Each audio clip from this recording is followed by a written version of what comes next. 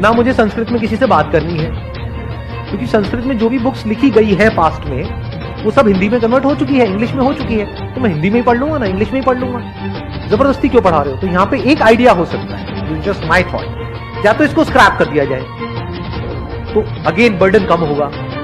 सोचो एक तरफ से आप फ्रेंच पढ़ा रहे हो या संस्कृत पढ़ा रहे हो, ऊपर से जाकर के ट्यूशन भी लेनी पड़ रही है उनको, ऊपर से उसका कोई यूज ही नहीं है। अपने माँ बाप को देखा है कभी संस्कृत में एक दूसरे से बात करते हैं? त्वम किम करिष्यामि,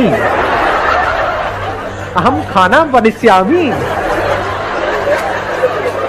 देखिए ये हरकतें ना, तो संस्कृत तो देखा आपने किस तरीके से संदीप माहेश्वरी ने हमारे संस्कृत भाषा की मजाक उड़ाई है। और भारत की जो वो कह रहे हैं कि ये भाषा है, सिर्फ संस्कृत सिर्फ एक भाषा नहीं है। संदीप माहेश्वरी को शायद ये पता नहीं है, Sanskrit is not just a language for the India, ये हमारे भारत की धरोहर है।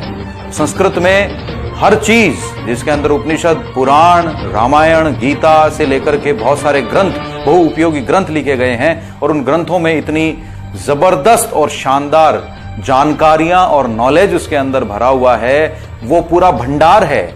और उसी संस्कृत भाषा की मजाक जो संदीप माहेश्वरी ने उड़ाई है, पूरा भारत उसके लिए शर्मसार है। जितने भी शिक्षाविद हैं वो शर्मसार हैं। जो स्टूडेंट्स के दिमाग में संस्कृत के लिए जो ये चीज डाली जा रही है बहुत गलत है, क्योंकि संस्कृत से बहुत सारी भाषाएं निकली हैं। संस्कृत एक जननी है बहुत सारी भाषाओं की, जिससे बहुत सारी भाषाएं निकली हैं। इंग्लिश भी संस्कृत भाषा से ही निकल करके अस्तित्व में आई है, और उसी संस्कृत का मजाक जो संदीप माहेश्वरी ने बनाया है, भारत कभी भी उन्हें माफ नहीं करेगा।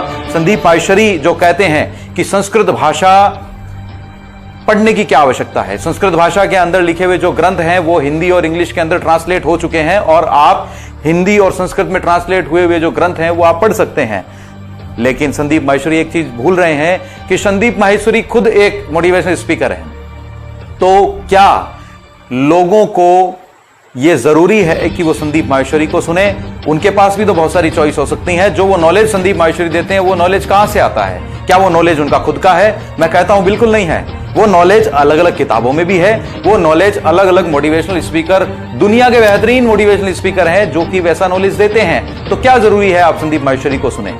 तो संदीप माहेश्वरी इस बात के लिए जो उन्होंने कहा है उसके लिए भारत की जनता से आकर के माफी मांगे, और नहीं तो भारत की जनता संदीप माहेश्वरी को बायकॉट करने के लिए तैयार है। Thank you so much.